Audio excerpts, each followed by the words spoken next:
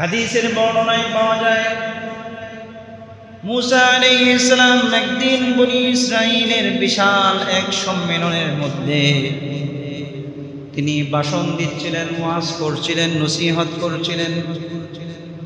এমত অবস্থায় এক ব্যক্তি দাঁড়িয়ে বলল, হে আল্লাহর নবী মুসা, এই বর্তমান যুগে, বর্তমান পৃথিবীতে সবচেয়ে বড় জ্ঞানী ব্যক্তিকে, সবচেয়ে বড় আলেমকে? মুসা আলাইহিস সালাম কোনো চিন্তা ভাবনা ছাড়া তিনি চিন্তা করেন, আমি যেহেতু আল্লাহর নবী, আমার কাছে ওহী আসে, সুতরাং আমার চেয়ে বড় জ্ঞানী আর কেউ নাই। এই জন্য মুসা আলাইহিস সালাম বললেন, আমি হচ্ছি বর্তমান পৃথিবীতে সবচেয়ে বড় জ্ঞানী। বলেন সুবহানাল্লাহ। কারণ নবীরা হচ্ছেন শ্রেষ্ঠ জ্ঞানী হন। নবীদের কাছে আল্লাহর পক্ষ থেকে ওহী আসে, এই জন্য নবীরা আল্লাহর পক্ষ থেকে ওহী প্রাপ্ত বিদায় তারা যুগ শ্রেষ্ঠ জ্ঞানী হয়ে থাকেন।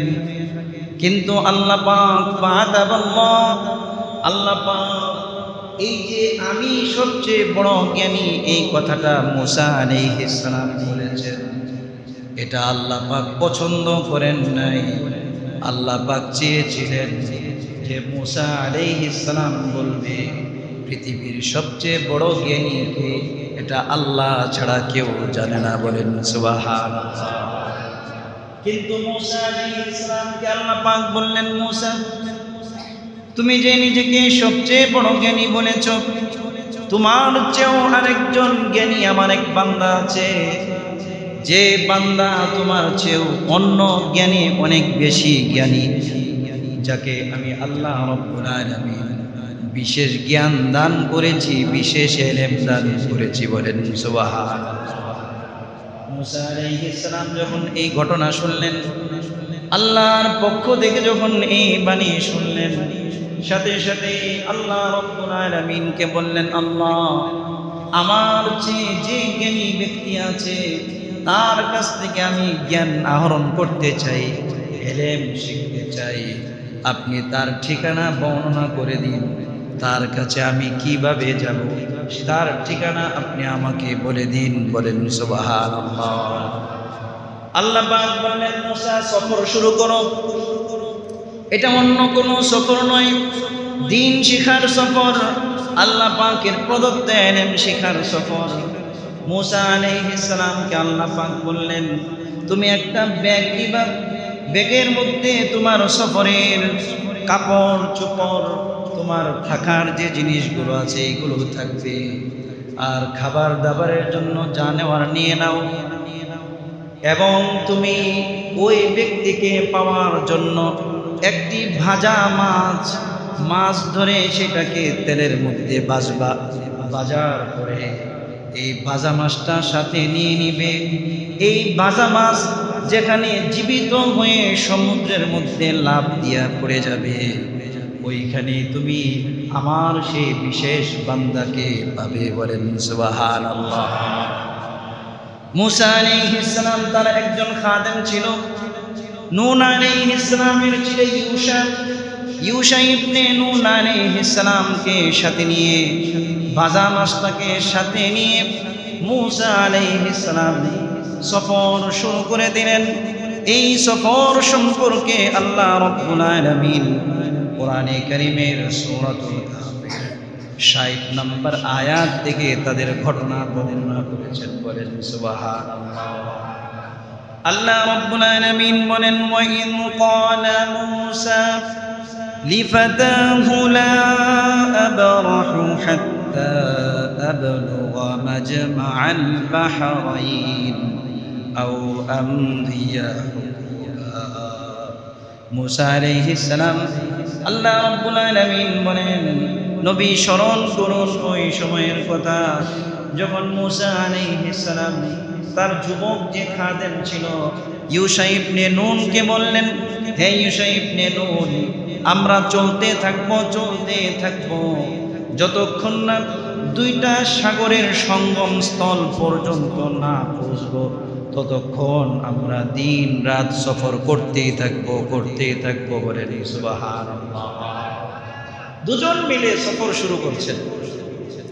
সফর তারা সাগরের পাড় দিয়ে সফর করতে করতে করতে করতে দুই সাগরের সঙ্গম স্থলের কাছে আসছেন। তাদের ক্লান্তি হয়েছে, একটা পাথর পাইছেন, এই পাথরের মধ্যে হেলান দিয়ে দুইজনই ঘুমিয়ে গেছে। বলেন সুবহানাল্লাহ। ঘুমিয়ে যাওয়ার পরে খাদেমের ঘুম কিছুক্ষণ আগে ভাঙছে, ভাঙার পরে দেখছে সাগরের মধ্যে ঢেউ হয়, ঢেউয়ের কারণে পানি ছিটা উপরে আসে কি আসে না? কথা বলে না, আসে কি আসে না? পানির ছিটা যখন ব্যাগের ভিতরে মাছের মধ্যে পড়ছে, ভাজা মাছ জীবিত হয়ে নড়াচড়া শুরু করে দিছে। বলেন সুবহানাল্লাহ। ভাজা মাছ কি হয়েছে? জীবিত হয়ে নড়াচড়া শুরু করে দিছে। শুধু নড়াচড়া করে নাই, সাথে সাথে এই ভাজা মাছ লাফ দিয়ে সাগরেও পড়ে গেছে। বলেন সুবহানাল্লাহ। এই ঘটনা কে দেখতেছে? মুসা আলাইহিস সালামের যে খাদেম ইউশা ইবনে নুন, তিনি পরবর্তীতে নবী হয়েছিলেন। বলেন সুবহানাল্লাহ। এই ভাজা মাছ জীবিত হয়ে ব্যাগ থেকে লাফ দিয়ে, থলে থেকে লাফ দিয়ে সাগরের মধ্যে পড়ে গেছে।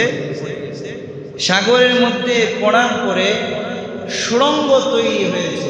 এই সুড়ঙ্গ আল্লাহ তাআলা দুই দিকের পানিকে বরফ বানায় দিছে এবং মাছ যে দিক দিয়ে যাচ্ছে পুরা একটা সুড়ঙ্গ রাস্তা আল্লাহ তাআলা তৈরি করে দিয়েছেন। বলেন সুবহানাল্লাহ।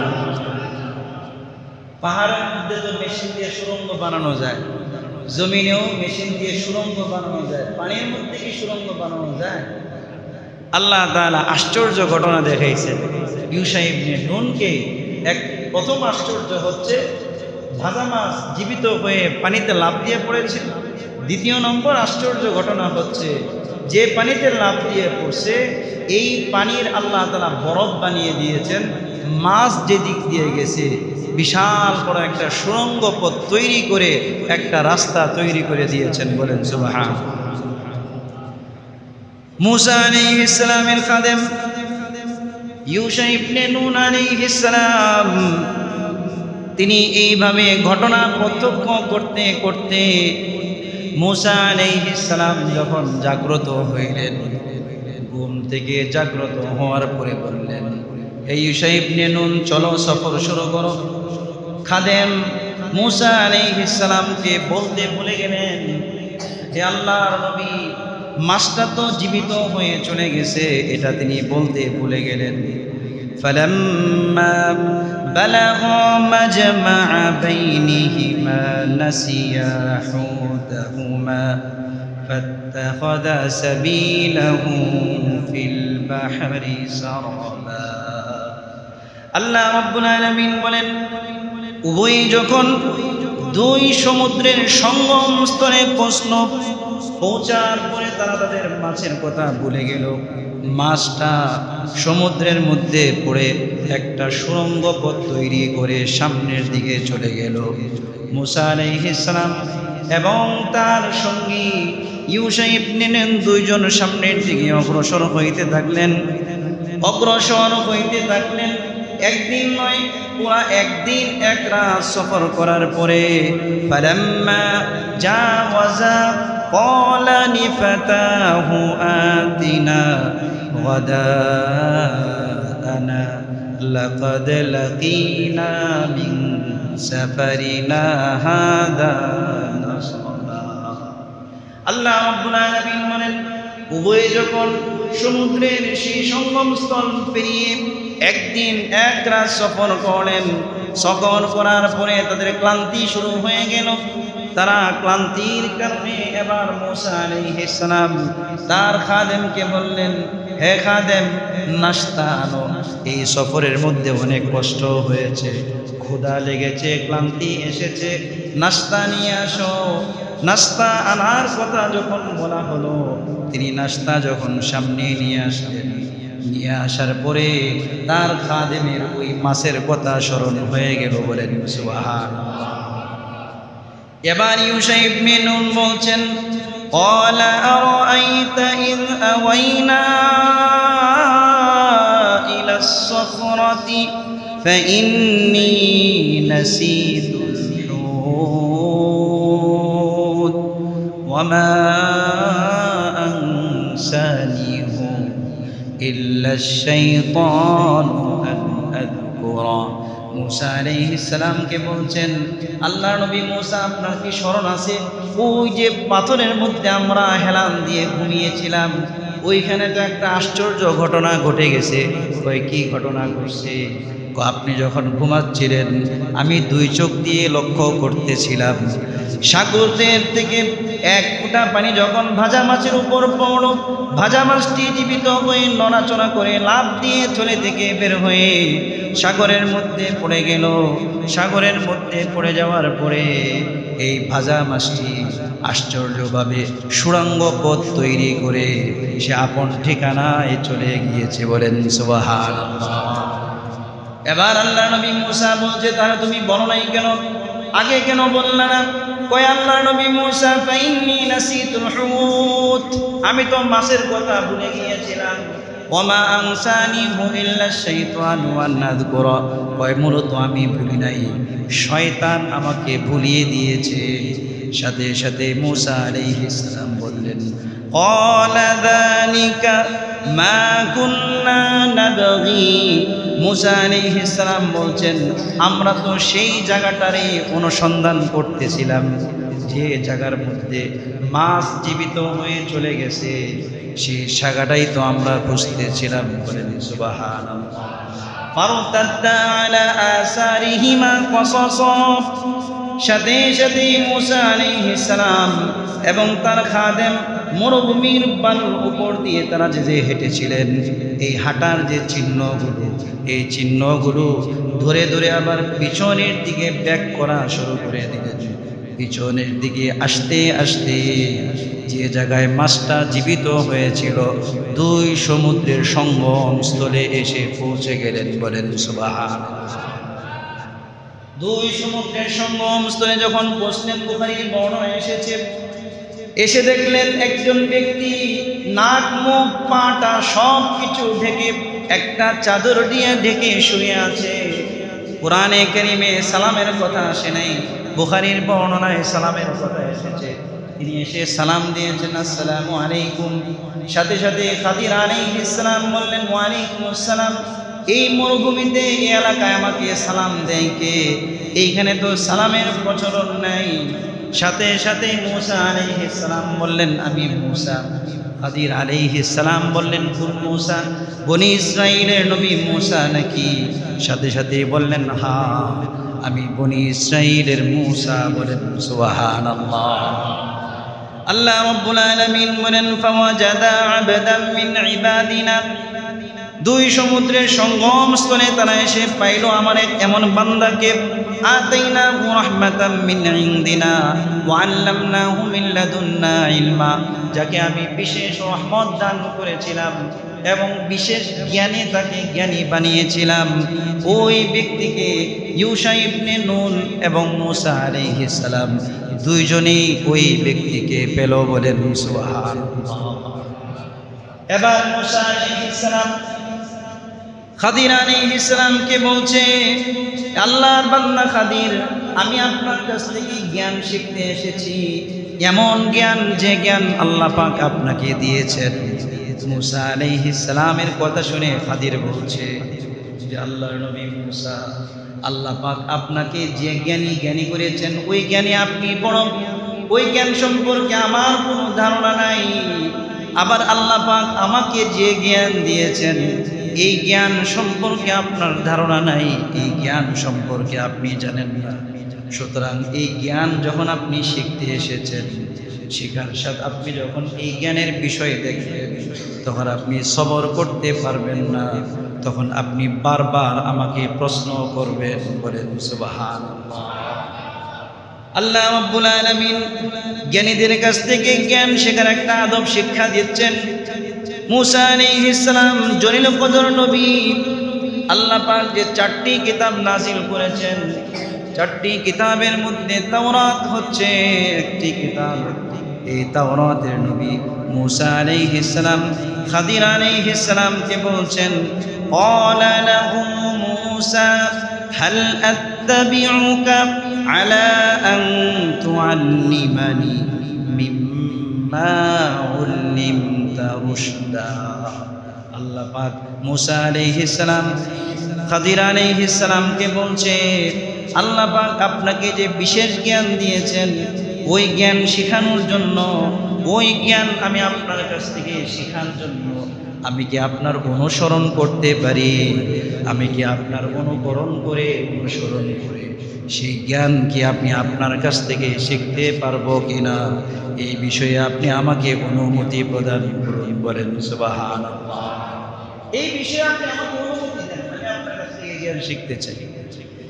এবার খাদির আলাইহিস সালাম বলছেন, ইন্নাকা লান তাস্তাতিআ মাইয়া সবর। শুনেন, আপনি তো শরীয়তের জ্ঞানের বড় আলেম, দিয়েছে অন্তর্নিহিত জ্ঞান। এই অন্তর্নিহিত জ্ঞান দেখে আপনি সবর করতে পারবেন। বারবার আপনি প্রশ্ন করবেন, বারবার আপনি এমনি রাগী মানুষ, রাগে কখন কি করেন ঠিক নাই। সুতরাং আপনি কি সবর করতে পারবেন? আর আপনি সবর করবেন কিভাবে? যে বিষয়ে আপনার কোনো জ্ঞানই নাই, যে বিষয়ে আপনার কোনো ধারণাই নাই, সেই বিষয়ে আপনি সবর করার তো প্রশ্নই ওঠে না। বলেন সুবহানাল্লাহ। এবার মূসা আলাইহিস সালাম বলছেন, ক্বালা সাতাজিদুনি ইনশাআল্লাহু সাবিরা ওয়ালা আ'সি লাকা আমরা। মূসা আলাইহিস সালাম বলছেন, আল্লাহর বান্দা খাদির, আপনি অবশ্যই আমাকে ধৈর্যশীলদের মধ্যে পাবেন, আর আমি আপনার কোনো নাফরমানি করব না। আপনি আমাকে যেভাবে বলবেন আমি সেভাবেই চলব। সাথে সাথে খাদির আলাইহিস সালাম বললেন, আমি যা যা করব আপনি শুধু আমার অনুসরণ করবেন, কিন্তু আপনার মনের ভিতরে যদি কোনো প্রশ্ন আসে, আমি যতক্ষণ না ওই কাজের ব্যাখ্যা বিশ্লেষণ, ওই কাজের অন্তর্নিহিত কারণ বর্ণনা করব, ততক্ষণ পর্যন্ত আমার কাছে আপনি কোনো প্রশ্ন করতে পারবেন না। বলেন সুবহানাল্লাহ। মূসা আলাইহিস সালাম বলেন, ঠিক আছে, আমি আপনাকে কোনো প্রশ্ন করব না, শুধু আপনার কাছ থেকে জ্ঞান শিখব। বলেন সুবহানাল্লাহ। এবার দুইজন মিলে সফর শুরু করেছে। নদীর পাশ দিয়ে চলতেছেন, বুখারীর বর্ণনায় এসেছে সাগরের পাশ দিয়ে চলতেছেন। চলতে চলতে কোনো নৌকা পান না। হঠাৎ করে দূর থেকে তারা দেখলেন একটা নৌকা আসতেছে। নৌকার মধ্যে অনেক মানুষ আছে। নৌকার মাঝিদের সাথে কথা বলতে লাগলেন। কথা বলার এক পর্যায়ে নৌকার মাঝিরা চিনতে পারলো, বলল, আনতা খাদির, আপনি কি খাজির নাকি? আপনাকে তো আমরা চিনতে পেরেছি, তাড়াতাড়ি নৌকায় উঠুন। কিন্তু মূসা এবং খাদির আলাইহিস সালাম বললেন, আমাদের কাছে কোনো ভাড়া নাই, কোনো টাকা নাই, ভাড়া লাগবে না, বিনা ভাড়ায় আপনাদেরকে নদী পার করিয়ে দিব। বলেন সুবহানাল্লাহ। فانطلقا حتى إذا ركبا في السفينة خرقها। চলতে চলতে তারা একটা নৌকায় সফর করলেন। নৌকায় যখন উঠলেন, নদী যখন পার হলেন, পার হওয়ার পরে খাদির আলাইহিস সালাম নৌকার যে তক্তা আছে হাত দিলেন, সাথে সাথে একটা তক্তা উঠিয়ে ফেললেন। উঠিয়ে ফেলার পরে নৌকার মধ্যে পানি ঢুকে সেই নৌকাটা সাথে সাথে ডুবে গেল।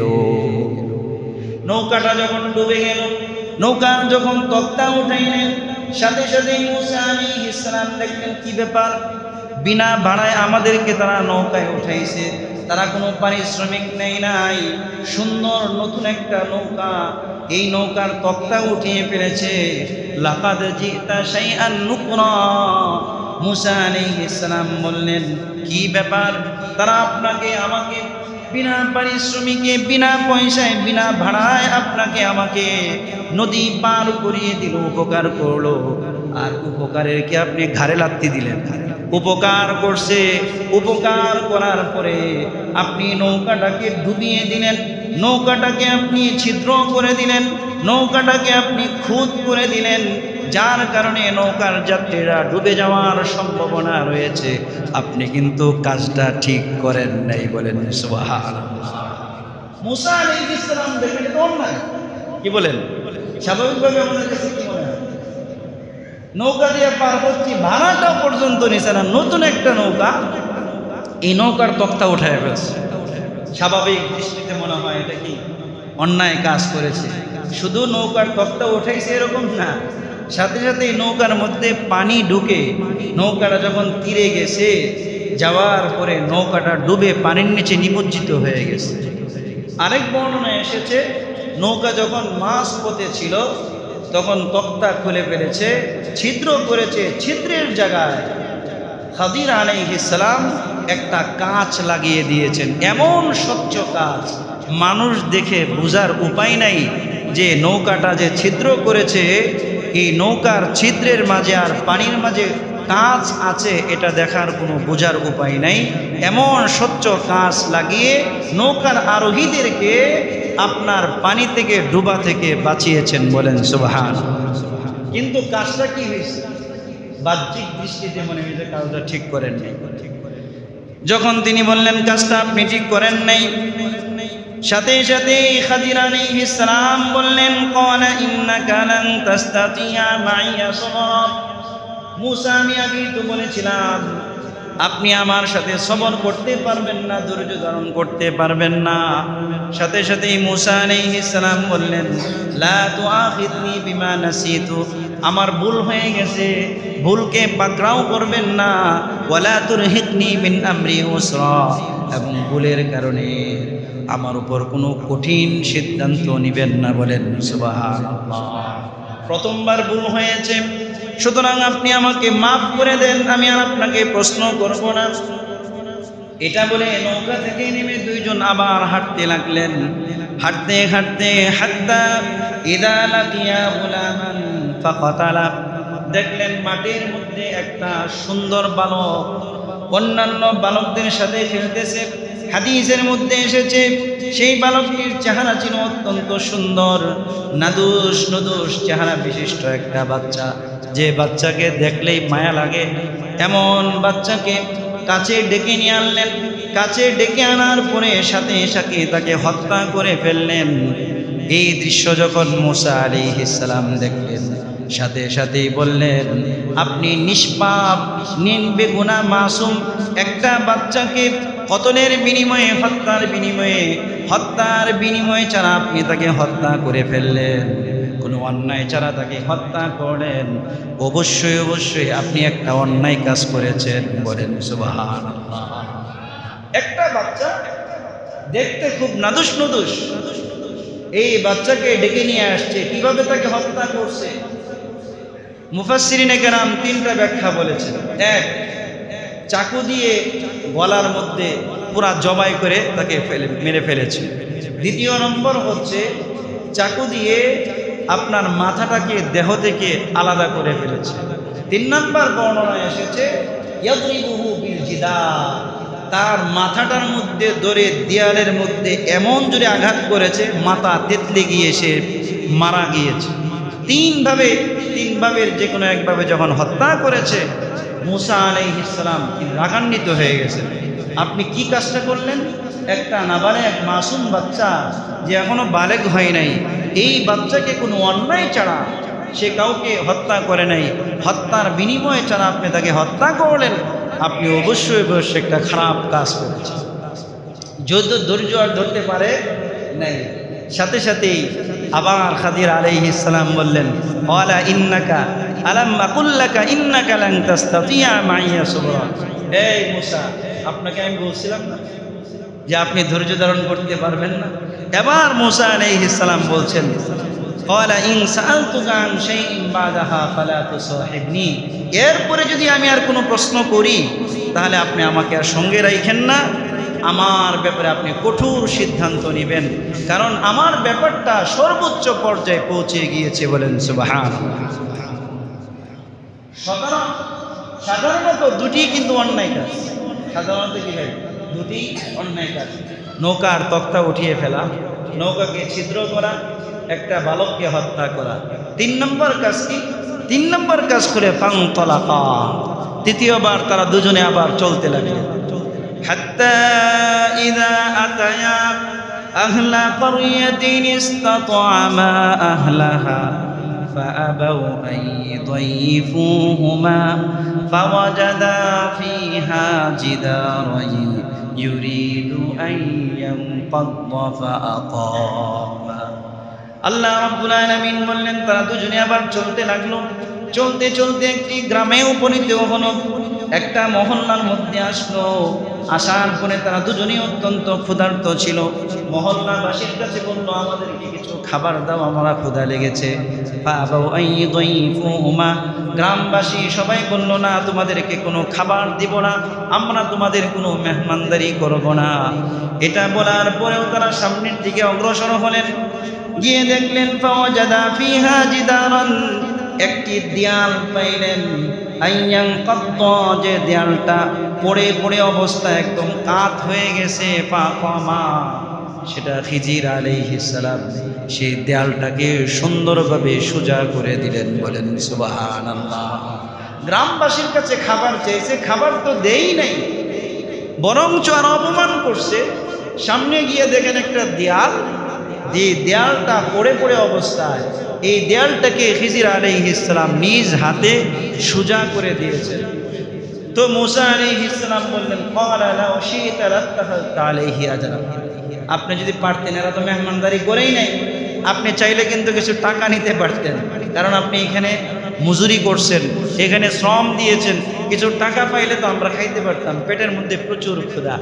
এবার মুসা আলাইহিস সালামকে খাদির আলাইহিস সালাম বললেন, ক্বালা হাযা ফিরাকু বাইনি ওয়া বাইনিক, মুসা শেষ, আপনার সাথে আর আমার থাকা হবে না, আপনাকে নিয়ে চলা আর সম্ভব নয়, এখন থেকে আপনি আমার থেকে পৃথক, আমি আপনার থেকে পৃথক, আজকের পর থেকে আর আমাদের সাক্ষাৎ হবে না। বলেন সুবহানাল্লাহ।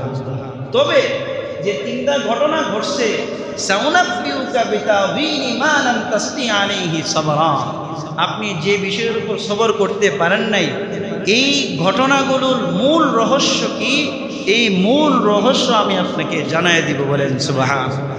তিনটা ঘটনা কি কি মনে আছে? এক নাম্বার কি, নৌকা ছিদ্র করছে, নৌকা কি করছে? ছিদ্র করছে। দুই নাম্বার, বালককে হত্যা করছে। তিন নাম্বার, আপনার দেয়াল সোজা করে দিচ্ছে। এমন এলাকায়, যে এলাকায় মেহমানদারি করে নাই, ওই এলাকার একটা দেয়াল কি করে দিয়েছে? সোজা করে দিয়েছে। এবার এই তিনটা ঘটনার রহস্য খাদির আলাইহিস সালাম বর্ণনা করতেছেন।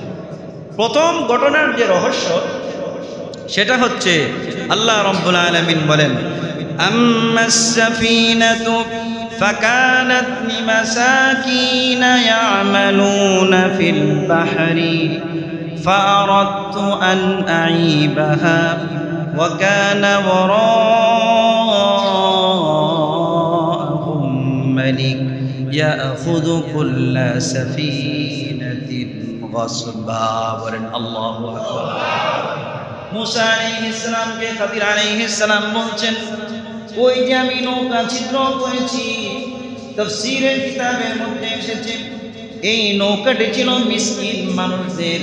তাদের 10 ভাই ছিল, 5 ভাই ছিল পঙ্গু, যারা বাড়ির মধ্যে বসে থাকতো, আর বাকি 5 ভাই ছিল সুস্থ। এই 5 ভাই নৌকা চালিয়ে বাকি 5 ভাইকে চালাইতো, তাদের সংসারও চালাইতো।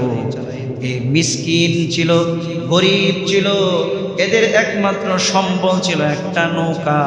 কিন্তু আল্লাহ পাকের ওহীর মাধ্যমে খাদির আলাইহিস সালাম জানতে পেরেছিলেন এই এলাকায় একজন জালেম বাদশা আছে।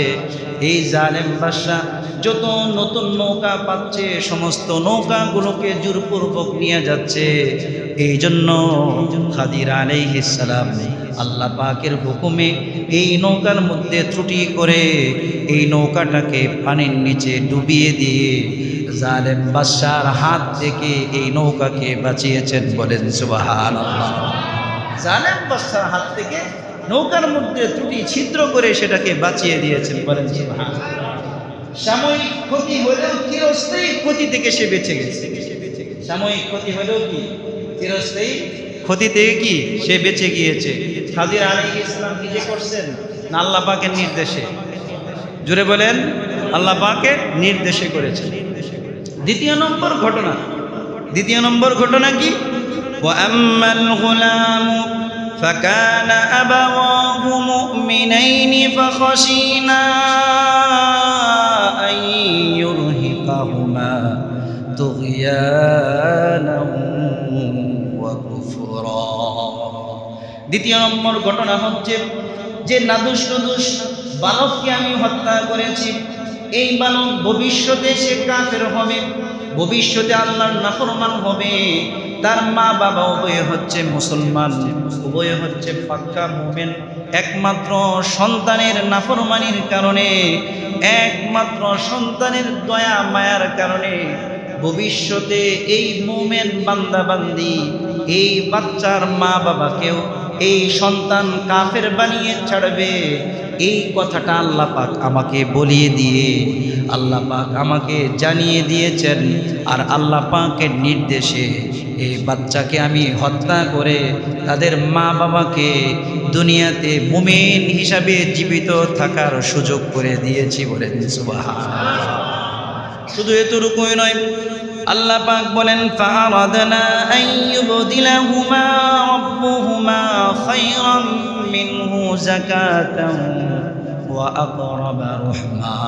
খাদির আলাইহিস সালাম বললেন আল্লাহ পাক ইচ্ছা করেছেন এই সন্তানের পরিবর্তে আল্লাহ পাক তার এই মুমিন বান্দা বান্দির এই সন্তানের পরিবর্তে আরেকটি সন্তান দিবেন, যে সন্তান এই সন্তানের চেয়ে অনেক উত্তম হবে, পুত পবিত্র হবে। বলেন সুবহানাল্লাহ। তাফসীরের কিতাবে এসেছে মুমিন বান্দা বান্দি উভয়ই যখন সবর করেছে, আল্লাহ পাক তাদেরকে পরবর্তীতে ছেলের পরিবর্তে একটা মেয়ে দিয়েছে। যে মেয়ের বংশে, যে মেয়ের পেট থেকে যারা বের হয়েছে, এদের মধ্যে 9 থেকে 11 জন নবী আল্লাহ পাক পাঠিয়েছেন। বলেন সুবহানাল্লাহ। 9 থেকে 11 জন নবী এই সন্তানের পরিবর্তে আল্লাহ পাক মুমিন বান্দা বান্দিকে যে সন্তান মেয়ে দিয়েছেন, কন্যা সন্তান, সেই কন্যা সন্তানের পেট থেকে 9 থেকে 11 জন নবী হয়েছে। বলেন সুবহানাল্লাহ। তাহলে কাজটা ভালো হয়েছে না? কথা কন না? শুরুর দিকের দৃষ্টিতে খুবই খারাপ ছিল, কিন্তু এখন যখন এর আসল ঘটনা আমরা জানতে পারলাম, আমাদের কাছেও মনে হচ্ছে কাজটা 100% ঠিক হয়েছে। কথা কন ঠিক না বেঠিক? তো এইটা যে করেছে নিজের ইচ্ছায় না আল্লাহ পাকের ইচ্ছা? আল্লাহ পাকের ইচ্ছা। 3 নম্বর ঘটনা, যে এলাকায় গেছেন, যাওয়ার পরে খাবারও দেয় নাই, দেয়াল সোজা করে দিয়েছে। দেয়াল সোজা করে দেওয়ার কাহিনী কি?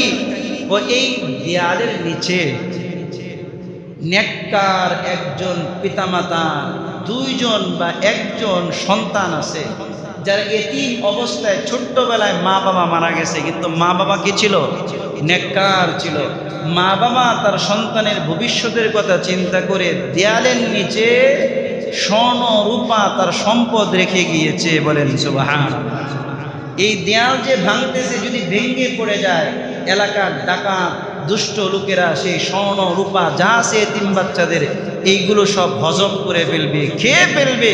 এই জন্য আমি দেয়ালটাকে সোজা করে দিয়েছি, যাতে করে এরা বুদ্ধিমান হওয়ার পরে এই সম্পদের খোঁজ পেয়ে তারা নিজেদের জীবন চালাইতে পারে। বলেন সুবহানাল্লাহ। দেখেন, এই কাজটা খাদির আলাইহিস সালাম নিজে করেছেন না আল্লাহ পাকের নির্দেশে? জুড়ে বলেন, আল্লাহ পাকের নির্দেশে। তাহলে মুসা আলাইহিস সালামকে আল্লাহ পাক যে ইলম দিয়েছেন, খাদির আলাইহিস সালামকে আল্লাহ পাক ভিন্ন ইলম দিয়েছেন। মুসা আলাইহিস সালাম শরীয়তের জ্ঞানী, আর খাদির আলাইহিস সালাম ইলমে হাকিকত, ইলমে তরিকতের কি তিনি জ্ঞানী।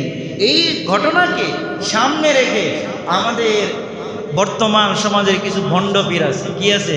ভণ্ড পীর আছে। শরীয়তে যেটা হালাল, মারেফতে সেটা হারাম, মারেফতে যেটা হারাম, শরীয়তে সেটা হালাল। আছে না? শুনছেন নি ঘটনা?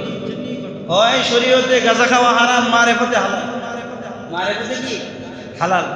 শরীয়তে গানবাদ্য হারাম, কিন্তু ইলমে মারেফতে সেটা হালাল। কয় প্রমাণ কি?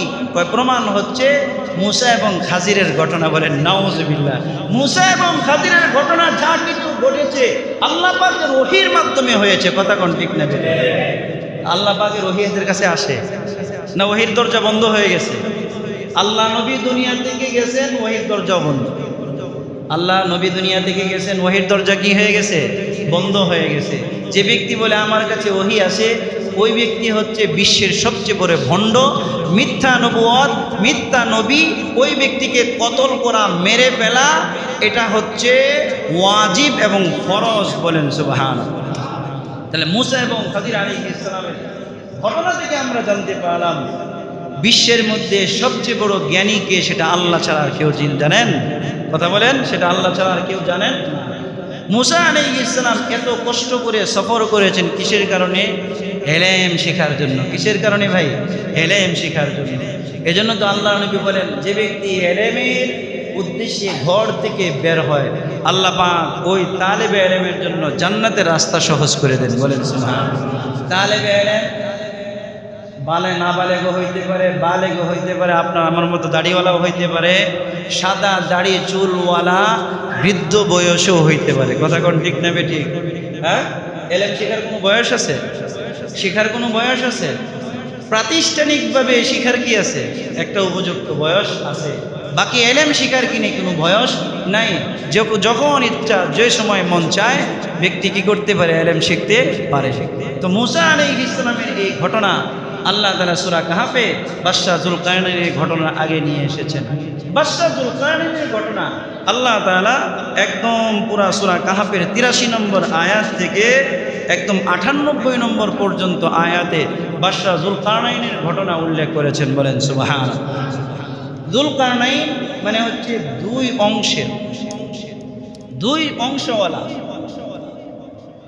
তো জিকির করি, লা ইলাহা ইল্লাল্লাহ, লা ইলাহা ইল্লাল্লাহ, লা ইলাহা ইল্লাল্লাহ মুহাম্মাদুর রাসূলুল্লাহ। দুই অংশওয়ালা।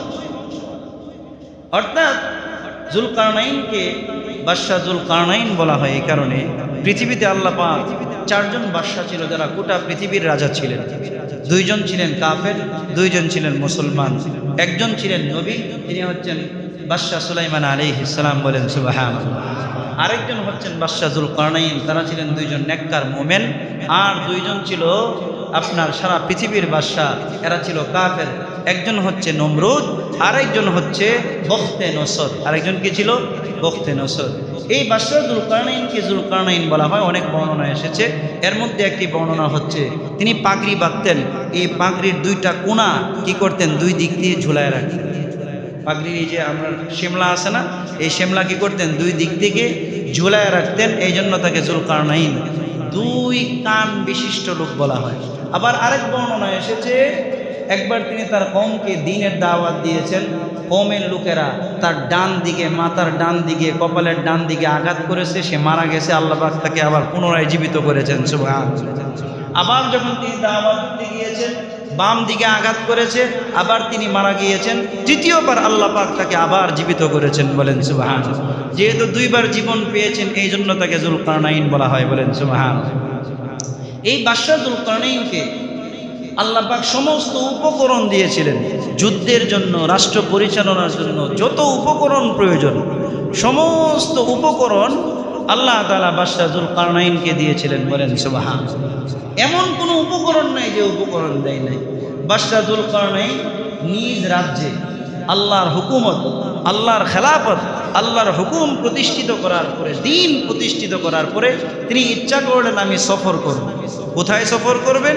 কোরআনের মধ্যে এসেছে, সফর করতে করতে তিনি চলে গেলেন হাত্তা ইযা বালাগা মাগরিবাশ শামসি ওয়াজাদাহা তাগরুবু ফি আইনিন হামিআতিন ওয়া ওয়াজাদা ইনদাহা কওমা। তিনি সফর করতে করতে পশ্চিম দিকে চলে গেলেন। এমন জায়গায় গেলেন, গিয়ে দেখলেন সূর্যটি কাদা মাটির মধ্যে অস্তমিত হচ্ছে, কালো কাদা মাটির মধ্যে, কাদা পানির মধ্যে অস্তমিত হচ্ছে। সেইখানে গিয়ে তিনি একটি জাতি পাইলেন, যে জাতি সূর্যের পূজা করে, এরা সবাই ছিল কাফের। এই কাফেরদের সাথে বাদশাহ যুলকারনাইন যুদ্ধ করেন। যুদ্ধ করার পরে বাদশাহ যুলকারনাইন বিজিত হলেন। বিজয় অর্জন করার পরে এবার আল্লাহ রাব্বুল আলামিন বাদশাহ যুলকারনাইনকে বললেন, কুলনা ইয়া যাল কারনাইনি ইম্মা আন তুআযিবা ওয়া ইম্মা আন তাত্তাখিযা ফীহিম হুসনা। বাদশাহ যুলকারনাইনকে আল্লাহ পাক বললেন, হে যুলকারনাইন, এই যে কাফের জাতি আছে বিজয় অর্জন করেছ, এখন তুমি এই জাতিকে ইচ্ছা করলে শাস্তি দিতে পারো, আবার ইচ্ছা করলে তাদের সাথে তুমি উত্তম ব্যবহারের মাধ্যমে তাদেরকে দ্বীনের দাওয়াত দিতে পারো। বলেন সুবহানাল্লাহ। বাদশাহ যুলকারনাইনকে আল্লাহ পাক অনুমতি দিয়েছেন, ইচ্ছা করলে আপনি কি করতে পারেন, তাদেরকে শাস্তিও দিতে পারেন, ইচ্ছা করলে আবার তাদের সাথে সদাচরণও করতে পারেন। বাদশাহ যুলকারনাইন যে পদ্ধতি অবলম্বন করেছেন কিয়ামত পর্যন্ত সমস্ত বাদশাদের জন্য, সমস্ত প্রশাসনের জন্য, এটা হচ্ছে শিক্ষা। কেন নিয়ে এসেছেন? শিক্ষা দেওয়ার জন্য। কি শিক্ষা? সেটা হচ্ছে শিষ্টের লালন আর হচ্ছে খারাপের দমন। শিষ্টের লালন, খারাপের দমন, ভালোর সাথে ভালো, খারাপের সাথে খারাপ। চোখ যেটা বলেছি মানবা, চোখ বন্ধ করে, আর না হবে তোমার খবর আছে। এই নীতিতে প্রশাসনকে চলতে হবে। এই নীতিতে কি প্রশাসনকে চলতে হবে? মন্দের দমন করতে হবে, ভালোর চর্চা করতে হবে। মন্দের দমন, ভালোর চর্চা। কিন্তু আমাদের দেশের অবস্থা কি? ভালোর দমন, মন্দের চর্চা চলতেছে। কথা কোন ঠিক না বেঠিক? ভালোর দমন, মন্দের চর্চা সব জায়গায়। একদম পাতি নেতা থেকে শুরু করে প্রধানমন্ত্রী পর্যন্ত, গ্রাম পুলিশ থেকে একদম পুরো পুলিশের আইজি পর্যন্ত সমস্ত প্রশাসনের এক নীতিতে চলতেছে। সেটা হচ্ছে মন্দের লালন আর ভালোর দমন। কথা কোন ঠিক না বেঠিক? ভালো সে যেই দেয়, দেয় যে ভালো, কথা কয় না, যেই দে মাল পানি যেই দিবে সেই ভালো। কথা কোন ঠিক না বেঠিক? মাল পানি দিবা, হত্যা করে থানায় এসেছো, তোমার 7 খুন মাপ। কথা কোন ঠিক না বেঠিক? এই দমন, মন্দের দমন না করে মন্দের লালন আর ভালোর যে দমন চলতেছে, এই কারণে আজকে সারা বাংলাদেশে সব জায়গায় অবিচার আর জুলুম নির্যাতন চলতেছে। কথা কোন ঠিক না বেঠিক? নিরপরাধরা ঘুরে বেড়াচ্ছে, আর বিনা অপরাধে মানুষগুলো বিভিন্ন জায়গায় জেলের মধ্যে বিভিন্ন পেরেশানির ভিতরে আছে। কথা কোন ঠিক না বেঠিক? অতীতেও ছিল, বর্তমানে আছে। আপনারা দেখেন, গত সপ্তাহে গাজীপুরে একজন ইমামের কথা বলেছিলাম, মনে আছে আপনাদের? হ্যাঁ, ইসকনের সদস্যরা কোথায় নিয়ে গেছে? পঞ্চগড়ে হেলিপ্যাডের মধ্যে নিয়ে ফালায়া রাখছে। আপনার শিকলে হাত পা বেঁধে, গাছের সাথে বেঁধে রাখছে, উলঙ্গ করে, পায়জামা খুলে উলঙ্গ করে ফেলে রাখছে। কথা কোন ঠিক না বেঠিক? ওই পর্যন্ত কোনো মিডিয়া নিউজ নাই। কিন্তু এই ইমামকে গাজীপুর প্রশাসন যখন ডেকে নিয়ে 4 ঘন্টা জবানবন্দি নিয়েছে, জবানবন্দি নেওয়ার পরে আপনারা ইন্টারনেটে বিভিন্ন মিডিয়াতে এই ভিডিওটা লিক হয়েছে। সেটা হচ্ছে কি, কয়েক মিনিটের সাক্ষাৎকার ইমাম সাহেব বলেছেন, আমি নিজের ইচ্ছায় সকালবেলা হেঁটতে বের হয়েছি, বের হওয়ার পরে আমি 300 ফিট চলে গেছি, 300 ফিট থেকে আমার মন চাইছে আমি শিমুলি বাস দিয়ে গাবতলী আসছি। 300 ফিট থেকে শিমুলি বাস দিয়ে গাবতলী আসা যায়? কথা কয় না। হানিফ, শিমুলি এগুলো দূরপাল্লার বাস, এগুলো ঢাকা শহরে সার্ভিস দেয়। কথা কন না, সার্ভিস দেয়। আচ্ছা, আমি শিমুলি এসে কাউন্টার থেকে টিকিট করে আমার মন চাইছে আমি পঞ্চগড় চলে গেছি। পঞ্চগড় যাওয়ার পরে সেখানে মন চাইছে পায়জামা খুলে নিজের হাত পায়ে শিকল বেঁধে গাছের সাথে শুয়েছিলাম। বলে নাউজুবিল্লাহ। এখন দেখেন সমস্ত মিডিয়া নিউজ করছে গাজীপুরের সেই ইমাম নাটক করেছে। বলে নাউজুবিল্লাহ। এতদিন মিডিয়াতে নিউজ নাই, কিন্তু যেই ইমাম সাহেব পুলিশের কথায়, আইজির কথায় বিভিন্নভাবে তাকে টর্চার করে, তার জবানবন্দি, জোর জবরদস্তি জবানবন্দি নিয়ে যখন সে একটা ভিডিও তারা তৈরি করেছে, এই ভিডিও সমস্ত মিডিয়া নিউজ করেছে, পেপার পত্রিকায় আসতেছে, টক শোতে বসে আলোচনা হচ্ছে।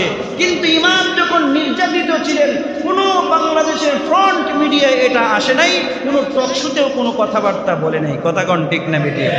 এটাকে বলা হয় শিষ্টের দমন আর মন্দের লালন এই দেশটার ভিতরে চলতেছে। কথা কোন ঠিক না বেটি? নাটকবাজি কম করেন। আপনাদের নাটক বহুত দেখেছি, বহু নাটকবাজি করেছেন।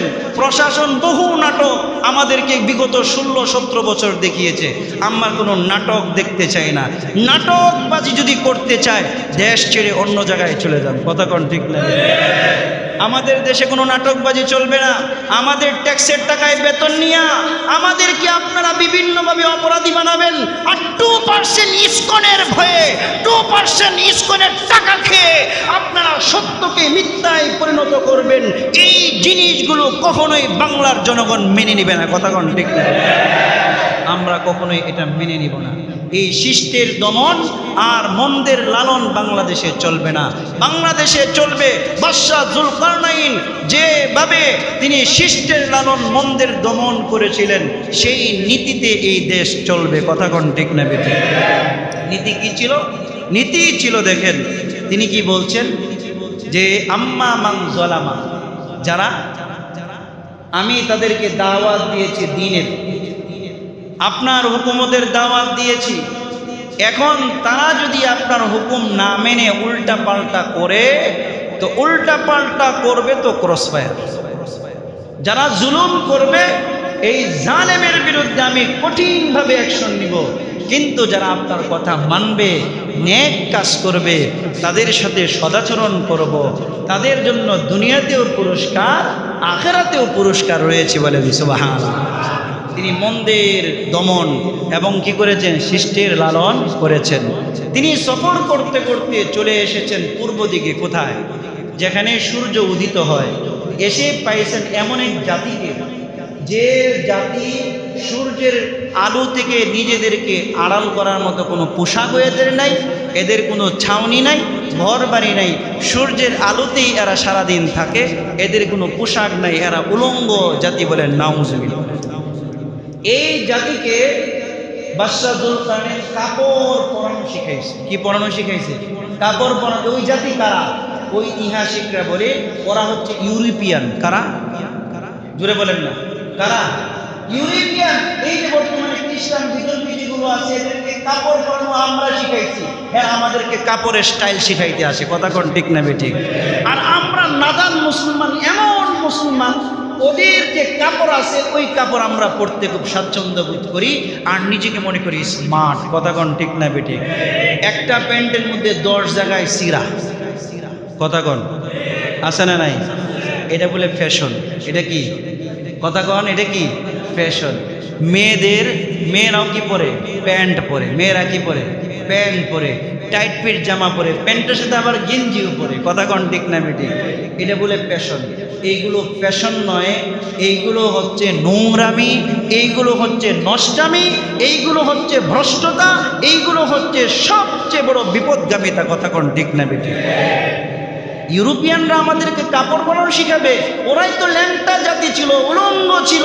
বাদশাহ জুলকারনাইন এদেরকে ছাদ বানানো শিখাইছে, তাবু বানানো শিখাইছে, এদেরকে কাপড় পরিয়ে এদের ইজ্জত, নিজেদের ইজ্জত রক্ষা করার পদ্ধতি বাদশাহ জুলকারনাইন শিখিয়েছে। বলেন সুবহানাল্লাহ। আমরা কি বাদশাহ জুলকারনাইন আদর্শে অনুসারী কিনা? কথা বলেন। তিনি যেমন মুসলমান ছিলেন, আল্লাহর প্রিয় বান্দা ছিলেন, আমরাও মুসলমান, আমরাও আল্লাহর প্রিয় বান্দা। বলেন সুবহানাল্লাহ। এখন আসেন, এই বাদশাহ জুলকারনাইন তিনি আবার সফর শুরু করেছেন উত্তর দিকে। এইখানে নাই কোন দিকে, কিন্তু উত্তর দিকে। উত্তর দিকে সফর করতে করতে 2টি পাহাড়ের মাঝখানে আসছেন। কয়টি পাহাড়ের মাঝখানে? 2টা পাহাড়ের মাঝখানে আসছেন। 2টা পাহাড় বিশাল উঁচু উঁচু পাহাড়। এই পাহাড়গুলো কতটুকু উঁচু? এইগুলোর পুরুত্ব মোটা হচ্ছে 4 কিলোমিটার। কত কিলোমিটার? জুড়ে বলেন। এক একটা পাহাড়ের মোটা কতটুকু? 4 কিলোমিটার। উঁচা কতটুকু? উঁচা হচ্ছে যে আপনার মেঘ ছুঁই ছুঁই করে, অর্থাৎ শ্বাস ছুঁই ছুঁই করে এতটুকু উঁচা। বলেন সুবহানাল্লাহ। এই পাহাড়ের মাঝখানে আসছেন, এমন এক জাতিকে পেয়েছেন, লা ইয়াকাদুনা ইয়াফকাহুনা কাওলা, যে জাতি বাদশাহ জুলকারনাইনের কথা বুঝে না, আবার বাদশাহ জুলকারনাইনও তাদের কথা বুঝে না। বাদশাহ যুলকারনাইন তাদের কথা বুঝেন না, আবার তাদের কথাও বাদশাহ যুলকারনাইন কি বুঝেন না। এই জাতিকে যখন তিনি পাইলেন, এই জাতির সাথে তিনি কথা বললেন দুভাষীর মাধ্যমে। তারা বলল, বাদশাহ আপনি যেহেতু আসছেন, আপনার অনেক সুনাম শুনেছি। দেখেন বাদশাদের আরেকটা গুণ, যারা নেতা হবেন ভবিষ্যতে, নেতাদের আরেকটা গুণ বলি। নেতৃত্ব তো দিবেন, আল্লাহর কাছে কিন্তু জবাব দিতে হবে। যারা নেতা আছেন আল্লাহর কাছে কিন্তু জবাব দিতে হবে। আপনার অধীনে যে সমস্ত লোক ছিল, লোকগুলোর উপরে আপনি কি করছেন, এই বিষয়ে আল্লাহ তাআলা কোরআনের বাণী আছে যে এইখানে বাদশাহ যুলকারনাইন কি পদ্ধতি অবলম্বন করছেন। তিনি যে শিক্ষাটা আমাদেরকে দিয়েছেন, এই শিক্ষাটা কোরআনে এসেছে, যাতে করে কিয়ামত পর্যন্ত সমস্ত নেতারা, সমস্ত প্রশাসন, জনপ্রতিনিধিরা এই কোরআন থেকে শিক্ষা নেয়। বলেন সুবহানাল্লাহ। এরা বলছে, বাদশাহ আমাদের পাহাড়ের ওই পাশে দুইটা জাতি আছে, এই জাতির নাম হচ্ছে ইয়াজুজ মাজুজ। নাম শুনছেন? ইয়াজুজ মাজুজ। এরা রাতের অন্ধকারে এই যে পাহাড়ের মাঝখান থেকে যে গিরিপথ আছে, এই দিক থেকে আসে, এসে আমাদের গরু ছাগল, আমাদের যত সম্পদ আছে সব লুণ্ঠন করে, শস্যক্ষেত সব কিছু নষ্ট করে, গোটা জমিনের মধ্যে তাণ্ডব তৈরি করে। সুতরাং আপনি একটু ব্যবস্থা করেন, এরা যেন, এদের জুলুম থেকে যেন আমরা বাঁচতে পারি। আপনি এই দুই পাহাড়ের গিরিপথটা একটু বন্ধ করে দেন, তাহলে আমরা আপনাকে কিছু খরচ পর্যন্ত দিব। বলেন সুবহানাল্লাহ। এবার দেখেন বাদশা কি বলছে, ক্বালা মা মাক্কান্নী ফীহি রাব্বী খাইর। এই শোনো, আল্লাহ পাক আমাকে যা দিছে এটাই আমার জন্য যথেষ্ট, তোমরা আমাকে কি দিবা? তিনি অকাতরে নিজের সম্পদ আল্লাহর রাস্তায় বিলীন করে দিয়ে এলেন। বলেন সুবহানাল্লাহ। আর আমরা নেতারা, যারা প্রশাসন আছে, এরা অকাতরে জনগণের মাল নিজের পেটে ঢুকায় আবার বিদেশেও পাঠায়। কথা কোন ঠিক না বেটে? আপনি মসজিদের জন্য আবদার করবেন, 4 লাখ টাকা বাজেট হয়েছে, মসজিদের টাকা ওটাই তো তাদেরকে ঘুষ দিতে হয়। কথা কয় না? 4 লাখ টাকার মধ্যে 50,000 নাই, হয়ে গেছে, ওইটা হচ্ছে খরচ। এটা কি খরচ? মানে আল্লাহর ঘরের মধ্যে এদেরকে ঘুষ খাইতে হবে। এরা কত নিচু প্রকৃষ্টের মানুষ। কথা কোন ঠিক না বেটি? তো দেখেন বাদশাহ যুলকারনাইন বলছে, আমাকে কোনো কিছু দেওয়ার দরকার নেই, নিজ খরচে তোমরা আমার জনগণ, নিজ খরচে আমি তোমাদের এই গিরিপথ বন্ধ করে দিব। বলেন সুবহানাল্লাহ। আমরা নিজ খরচে, নেতারা তো কিছুই করে না, এমপিরা তো নিজ খরচে কিছুই করে না। সংসদ থেকে যেটা নিয়ে আসে এটার 50% তো আমরা পাই না, ওটা ওইখান থেকে এই পর্যন্ত আসতে আসতে 20% থাকে। কথা কোন ঠিক না বেটি? আজকে যদি এই নীতি গ্রহণ করত, তাহলে কমপক্ষে আমরা রডের পরিবর্তে বাঁশ পাইতাম না। কথা কোন ঠিক না বেঠিক? যে রাস্তাগুলো করা হয়, এই রাস্তাগুলো 2 বছর 3 বছরও টিকে না, কিছুদিন পরে চলটা ওটা শুরু হয়ে যায়। কথা কোন ঠিক না বেঠিক? দেখেন বাদশাহ যুলকারনাইন বলতেছে, শোনো, আমাকে শুধু পারিশ্রমিক, শারীরিকভাবে তোমরা আমাকে সাহায্য করো। কি সেটা? ও লোহার যে পাত আছে, লোহার পাত আনো। লোহার পাত আনা হচ্ছে, লোহার পাত একটার উপর আরেকটা এইভাবে রাখতে রাখতে রাখতে রাখতে যখন পাহাড় সমপরিমাণ উঁচু হয়েছে, এবার বাদশাহ যুলকারনাইন বলতেছে, আগুন জ্বালাও, হাপড় আনো, ফুখু, এবং এর মধ্যে ফু দিতে থাকো। ফু দিতে দিতে সমস্ত পাতগুলো যখন গরম হয়ে গেছে, লাল হয়ে গেছে, এখন সাথে সাথেই বাদশাহ যুলকারনাইন বলতেছে, তোমরা এক কাজ করো, সেটা কি, যে তোমরা তামা নিয়ে আসো, তামাকে তোমরা গলাও। তামা যখন একদম পানির মতো একদম পাতলা হয়ে গেছে, বাদশাহ যুলকারনাইন নিজ হাতে সেই জায়গার উপর, সেই পাতগুলোর উপর বাদশাহ যুলকারনাইন নিজে ওই গলিত তামা ঢেলে দিয়েছেন। এটা এত শক্ত প্রাচীর হয়েছে, এত শক্ত প্রাচীর হয়েছে যে আল্লাহ তাআলা বলছেন যে এই প্রাচীর ডিঙ্গিয়ে ইয়াজুজ মাজুজ কোনোদিন আসতেও পারবে না এবং কোনোদিন ছিদ্রও করতে পারবে না। বলেন সুবহানাল্লাহ। দেখেন জনপ্রতিনিধি, তিনি জনপ্রতিনিধির আরেকটা গুণ হচ্ছে, সে যখন কোনো ভালো কাজ করবে এটা বলবে না আমার দল করছে, আমি আমার নেত্রীর নির্দেশে করছি, নিজ যোগ্যতায় করছি, এটা বলবে না। বাদশাহ যুলকারনাইন এত ভালো কাজ করছেন, এত ভালো কাজ করার পরে তিনি বলছেন, হাদা রাহমাতুম মির রাব্বি, এটা হচ্ছে আমার রবের পক্ষ থেকে রহমত। বলেন সুবহানাল্লাহ। আমার নিজের কোনো যোগ্যতা নাই, কে করাইছেন? এই জন্য ভাই, যত ভালো কাজ আপনি নিজে করবেন। নামাজ পড়ছেন, অহংকার নয়, আল্লাহ আমাকে নামাজ পড়ার তৌফিক দিয়েছেন। কথা কোন ঠিক না বেঠিক? দান করতে পেরেছি, আল্লাহ পাক আমাকে দান করার তৌফিক দিয়েছেন। কথা কোন ঠিক না বেঠিক? সমস্ত ভালো কাজ কার দিকে নিসবত করব? জোরে বলেন কার দিকে? আল্লাহর দিকে। যত খারাপ কাজ আছে সব করব শয়তানের দিকে। কার দিকে? শয়তানের দিকে। আল্লাহ ভুল হয়ে গেছে, শয়তান আমাকে করিয়ে ফেলেছে। কথা কোন ঠিক না বেঠিক? আল্লাহ পাক আমাদের সবাইকে ইলমে দ্বীন অর্জন করা, পাশাপাশি বাদশাহ যুলকারনাইনের যে নীতি আছে এই নীতিগুলো আমাদের যারা ভবিষ্যৎ কর্ণধার হবে আল্লাহ পাক তাদেরকে কোরআন থেকে এই সিফাতগুলো অর্জন করে তাদেরকে ন্যায়পরায়ণ নেতা, ন্যায়পরায়ণ জনপ্রতিনিধি, ন্যায়পরায়ণ বাদশাহ হওয়ার তৌফিক দান করুক। সকলে বলে আমিন। ওয়া আখিরু